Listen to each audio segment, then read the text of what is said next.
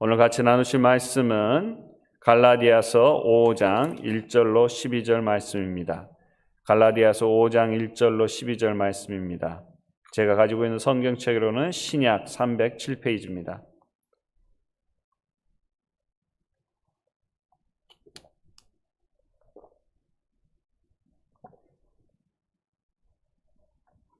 갈라디아서 5장 1절로 12절 말씀 같이 교독하도록 하겠습니다. 제가 먼저 읽겠습니다. 그리스도께서 우리로 자유케 하려고 자유를 주셨으니 그러므로 굳세게 서서 다시는 종의 멍에를 매지 말라.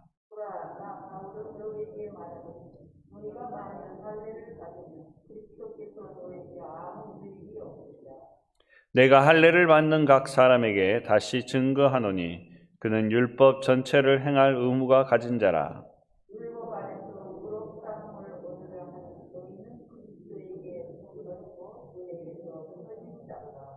우리가 성령으로 믿음을 좇아 의의 소망을 기다리노니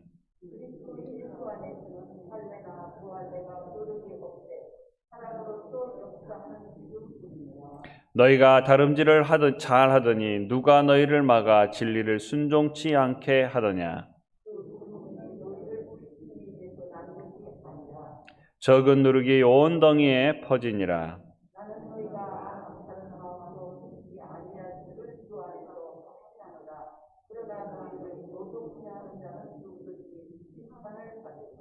형제들아, 내가 지금까지 할례를 전하면 어찌하여 지금까지 핍박을 받으리요.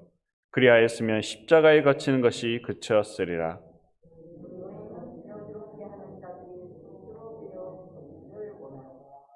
형제들아, 너희가 자유를 위하여 부르심을 입었으나 그러나 그 자유로 육체의 기회를 삼지 말고 오직 사랑으로 서로 종 노릇하라.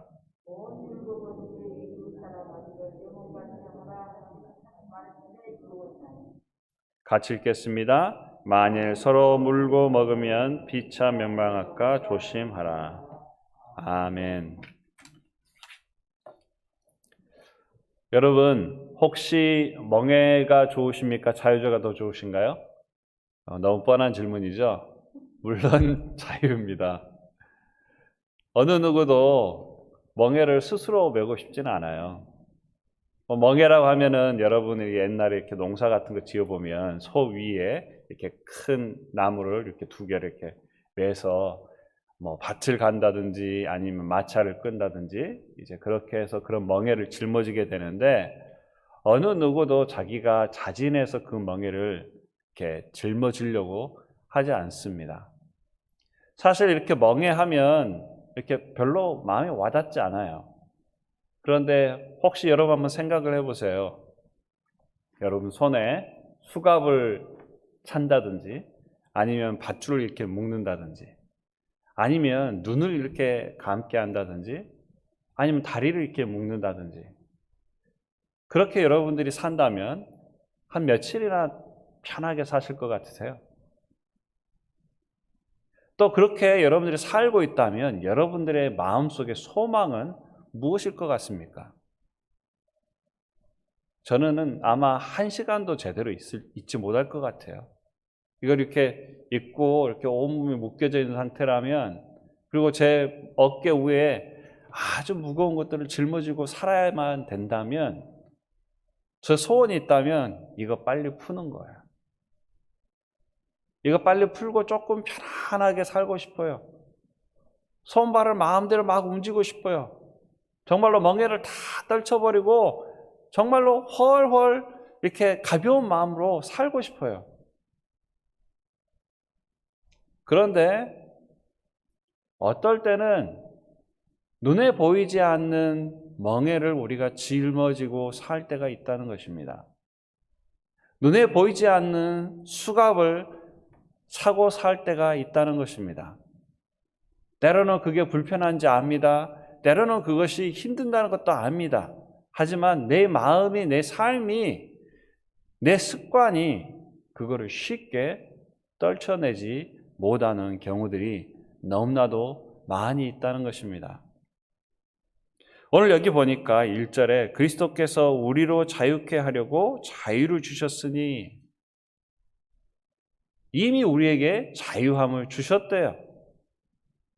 예수 그리스도를 믿음으로 말미암아 예수 그리스도를 마음에 영접함으로 말미암아 예수 그리스도께서 나의 죄를 위하여 십자가에 죽고 사신 것을 믿고 예수님께서 부활절을 통하여서 죽음 가운데서 부활하신 것을 믿는 믿음으로 말미암아 우리는 자유함을 얻은 줄로 믿습니다. 죄에서 자유함을 얻은 줄로 믿습니다.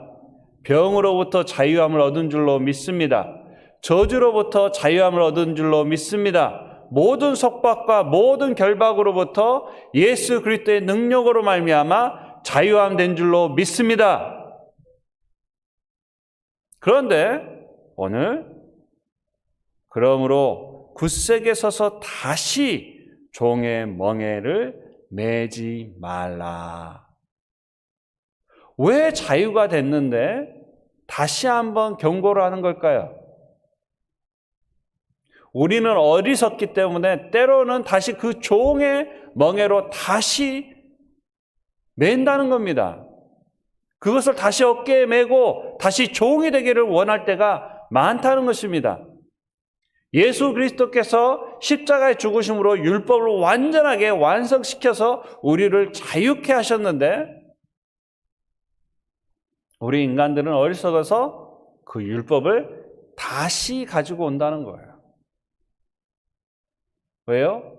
그게 편하니까요. 사실 이 종의 멍에라고 하는 것은 이것은 유대인들에게 있어서 이 멍에는 어떻게 보면 좋은 멍에일 수도 있습니다. 우리에게는 이 멍에는 너무나도 힘든 거죠. 하기 싫은 거죠. 그런데 유대인들은 이 멍에를 율법의 멍에라고 생각했습니다. 그리고 이 멍에가 짐이라고 생각하지 않고 이 멍에는 오히려 하나님이 우리 백성들에게 주신 아주 귀한 선물이라고 생각했던 것입니다. 왜냐하면 이 율법은 말하자면 다른 민족과 구분이 되는 그리고 유대인들에게만 주어진 아주 특별한 법이기 때문이에요. 이것을 통하여서 우리가 하나님의 백성을 나타내는 아주 귀한 잣대였던 것입니다.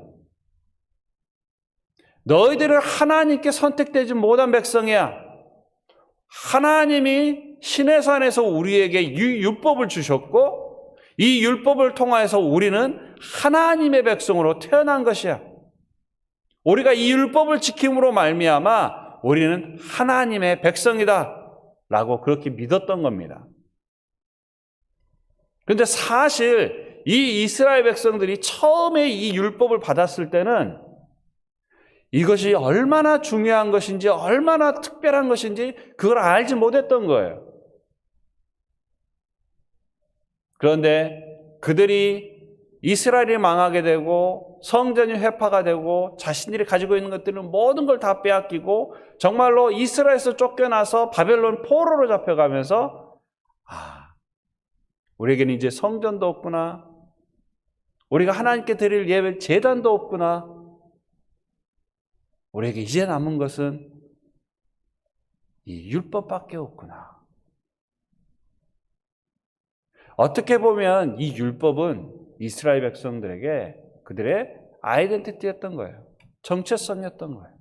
이거를 놔두면 이제 그들은 더 이상 이스라엘 백성이 아니요. 그들은 하나님의 백성이 아니요. 더 이상 모든 백성들, 자기들이 특별하다고 생각했던 그 모든 백성들하고 똑같이 생각했던 거예요. 그거는 그들에게 저주였습니다. 이스라엘 백성들은 항상 유대인들은 기도할 때 하나님, 우리가 하나님의 백성인 것을 감사합니다. 하나님, 우리가 다른 이방 백성으로 태어나지 않도록 해주신 거 너무나도 감사합니다. 하나님, 내가 여자로 태어나지 않는 건 너무나도 감사합니다. 하면서 이 유대인들은 그런 자부심을 가지면서 살았던 거예요. 그렇기 때문에 이 율법이 짐이 아니었어요. 이것을 지킴으로 말미암아 우리는 하나님의 백성을 나타내는 것이었고 이것을 지킴으로 말미암아 그들은 하나님의 백성으로 살 뿐만 아니라 하나님이 원하신 우리를 위해서 정해놓으신 그 하늘나라의 하나님의 백성으로 영원히 살 수 있다는 것을 그들은 믿었기 때문에 그것을 오히려 기쁜 마음으로 그들은 이것을 짊어졌다는 것입니다. 하지만 여러분, 그 아무리 좋았던 것이라 할지라도 그것을 완성시키는 예수 그리스도가 오셨다면 그 모든 것은 다 끝난 거예요.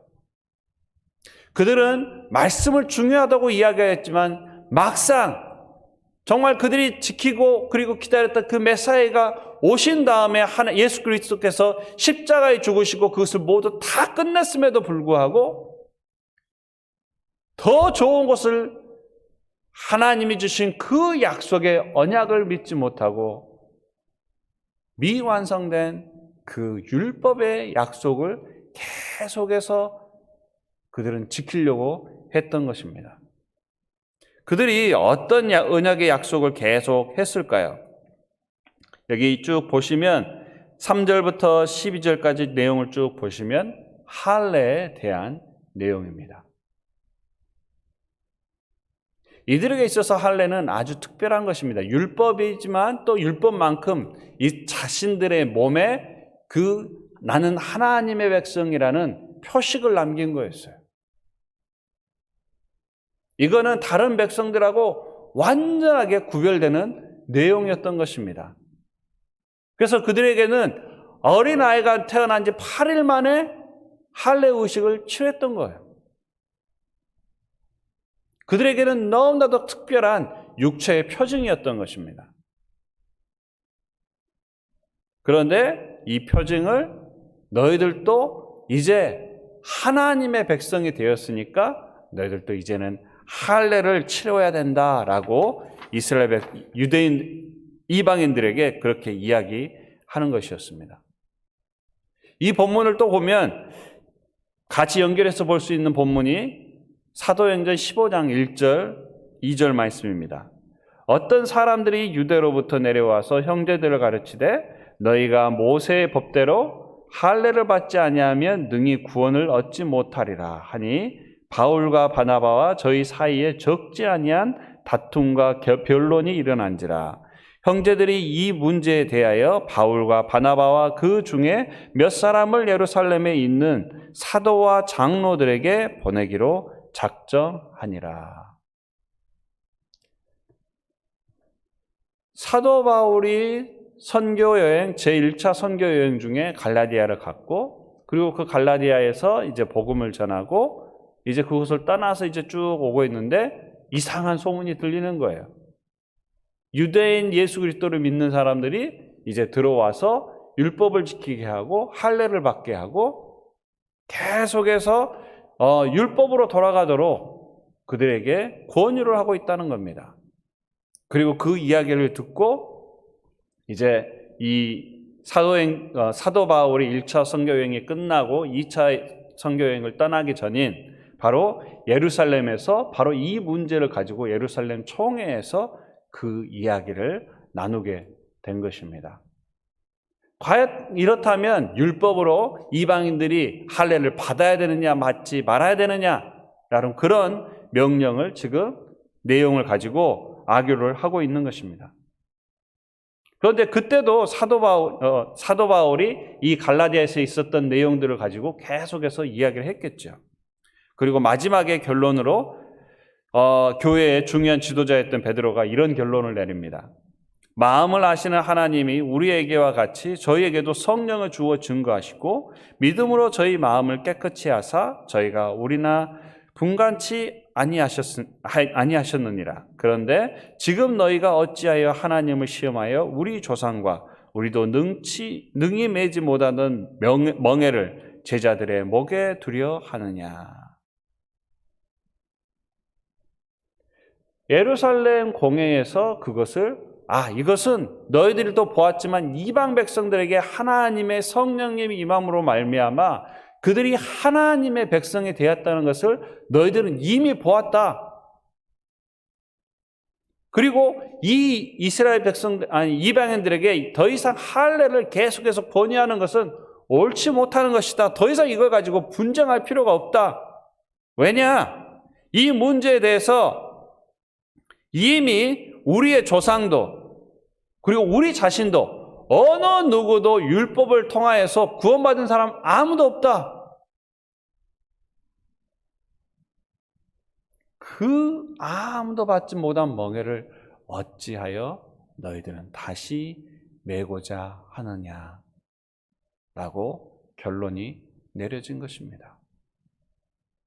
아마 이 결론을 가지고 사도 바울은 또 이스라엘 이방인들에게, 갈라디아의 교인들에게 이 말씀을 전하기를 원했던 것입니다. 여러분, 이 멍에는 어떻습니까? 성경에 보니까 2절에 아무 유익이 없대요. 우리를 구원할 수 있는 능력이 하나도 없다는 것입니다. 그런데 아무 쓸데도 없는 그 율법을 우리는 왜 다시 가지고 와서 매냐는 것입니다. 왜냐하면 예수 그리스도께서 우리의 모든 죄를 용서해 주시고 우리의 예수 그리스도의 믿음으로 말미암아 우리의 죄의 속성이 완전히 바뀌어 주었기 때문인 줄로 믿습니다. 우리가 구원을 받기 위해서 사는 것이 아니라, 열심히 사는 것이 아니라 우리는 예수 그리스도의 자녀로서, 하나님의 백성으로서 하나님이 주신 것들을 누리면서 살아야 된다는 것을 기억하시기를 바랍니다. 그리고 우리가 하나님의 백성으로 하나님의 말씀에 따라 그리고 하나님과 연결되면 자연스럽게 우리의 삶 가운데서 하나님의 삶이, 하나님의 목소리가 그리고 우리의 삶이 완전히 바뀐다는 것을 기억하시기를 바랍니다.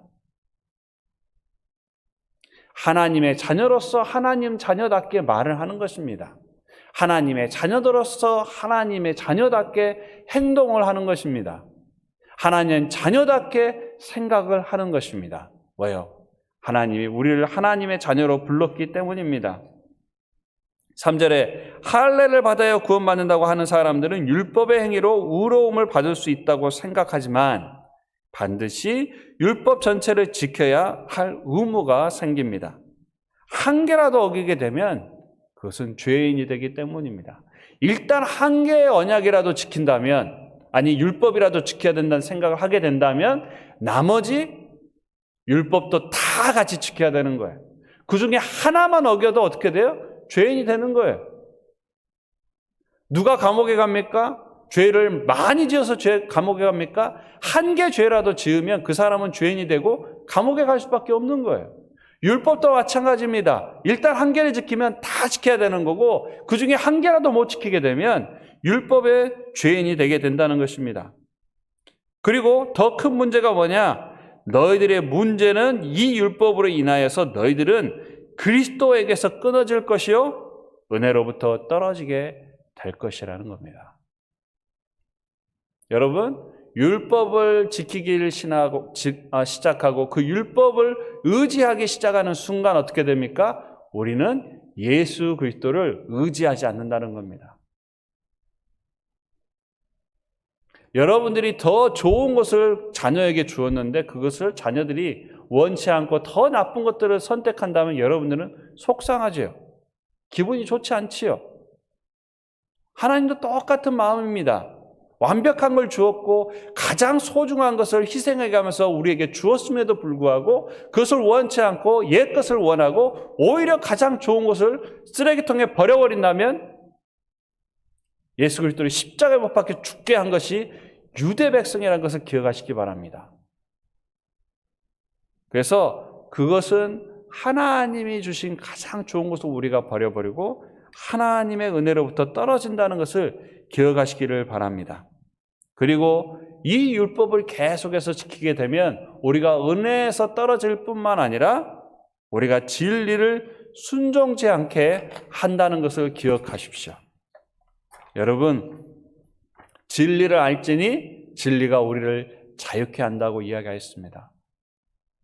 우리가 속박을 계속해서 하고 수갑을 차고 멍에를 매면 멜수록 우리는 더욱더 어려운 삶을 산다는 것을 기억하시기를 바랍니다.